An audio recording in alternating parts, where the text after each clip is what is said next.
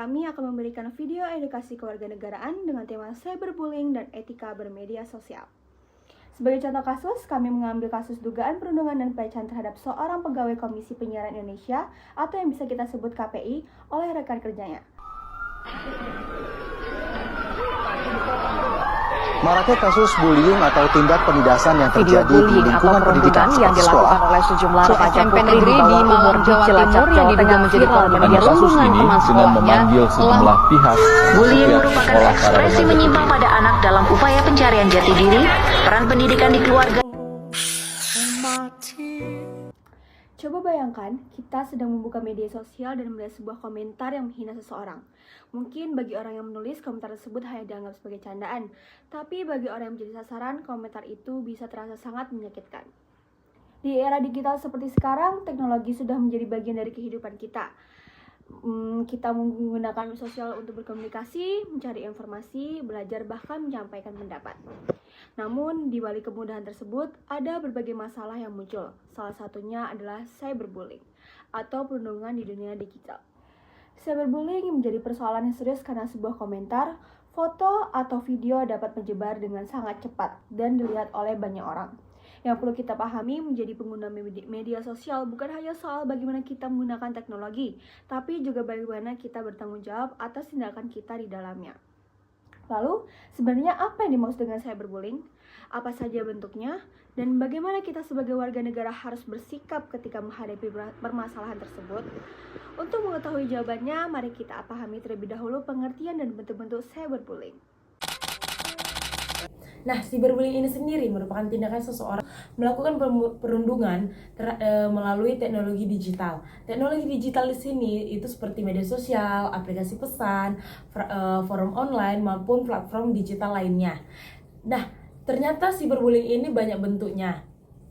Yang satu, seperti cyberbullying ini termasuk ketika seseorang itu menghina ataupun memberikan komentar kasar kepada seseorang itu secara terus-menerus. Nah, yang kedua itu ketika seseorang juga menyebarkan rumor ataupun informasi pribadi yang dapat hal fatal atau dapat mempermalukan korban. Nah, yang ketiga itu ada ketika kita itu melakukan hal mengancam ataupun mengintimidasi seseorang melalui pesan online maupun media sosial lainnya.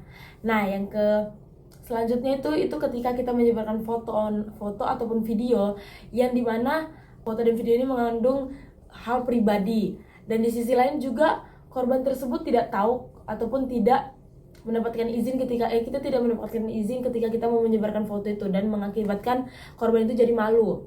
Nah, yang kelima itu juga seseorang itu juga ternyata bisa menjadi korban ketika orang lain itu dengan sengaja mengajak diri kita untuk menyerang ataupun mempermalukan orang di ruang digital.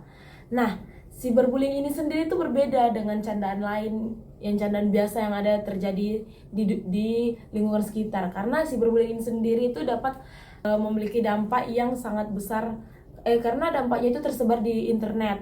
Korban itu sendiri itu tidak bisa mengendalikan siapa saja yang menyerangnya ataupun yang melihat hal tersebut. Nah, contohnya itu sama seperti dengan salah satu kasus yang ada di Indonesia.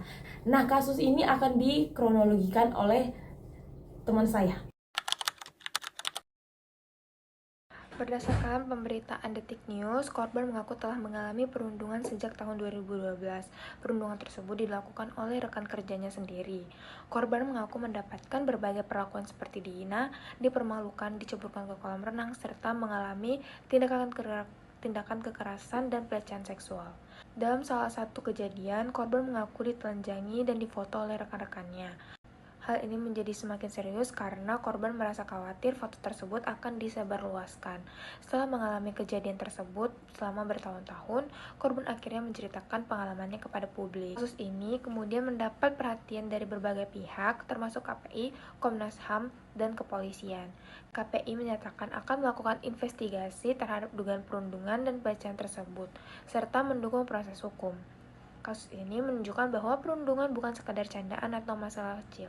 Tindakan tersebut dapat memberikan dampak yang panjang terhadap kehidupan sosial kondisi korban. Selain itu, adanya dokumentasi berupa foto juga menunjukkan bagaimana teknologi dapat membuat sebuah tindakan perundungan memiliki resiko yang lebih luas. apabila konten tersebut disebarluaskan tanpa persetujuan korban. Pelaku saat ini dibebas tugaskan sampai hasil penyidikan dari kepolisian keluar. Jika terbukti, maka seluruh pelaku akan dipecat.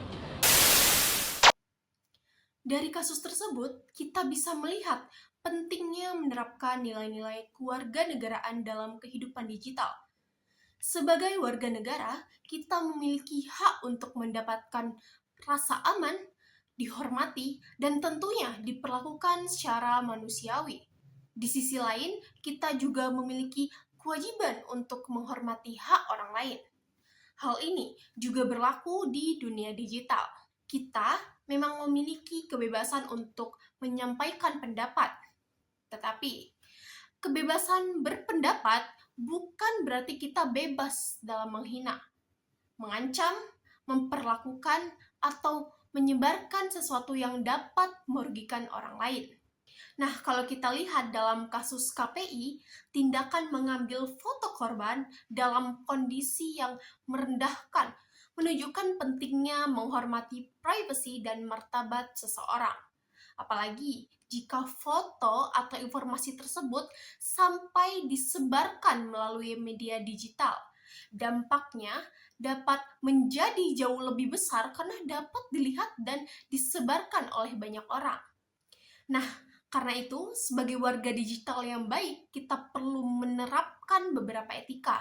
Misalnya, berpikir sebelum mengunggah sesuatu, menghormati privasi orang lain, tidak menyebarkan konten yang mempermalukan seseorang, tidak menyerang korban, dan berani melaporkan tindakan perundungan. Nah, jadi teknologi seharusnya digunakan untuk memberikan manfaat, bukan untuk merugikan atau merendahkan orang lain. Lalu, apa yang dapat kita lakukan untuk mencegah dan menangani cyberbullying? Pertama, berpikir sebelum berkomentar atau mengunggah sesuatu. Jangan sampai apa yang kita anggap bercandaan jadi nyakitin orang lain. Kedua, jaga privasi orang lain. Jangan mengambil apapun atau menyebarkan foto, video, dan informasi pribadi seseorang tanpa izin. Ketiga, jangan ikut menyebarkan komen memalukan korban. Ketika ia membagikan konten tersebut, kita justru dapat membesarkan dampaknya. 4.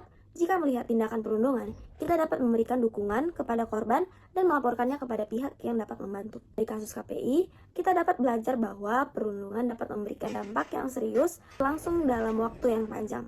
Di era digital, tanggung jawab kita tidak berhenti ketika keluar dari dunia nyata dan masuk ke dunia sosial.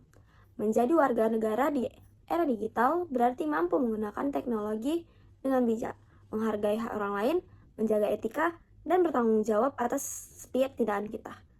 Karena satu komentar mungkin hanya membutuhkan beberapa detik untuk ditulis, tetapi dampaknya bagi seseorang bertahan sejak lama. Jadilah pengguna teknologi yang cerdas, beretika, dan tanggung jawab.